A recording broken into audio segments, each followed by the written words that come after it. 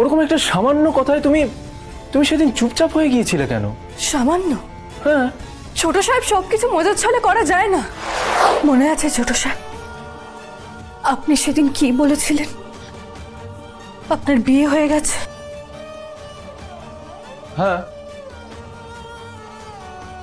কাল যে ঘটক এসেছিল আপনার বিয়ের সম্পর্ক নিয়ে, তা আপনার কোনো মেয়ে পছন্দ হয়েছে?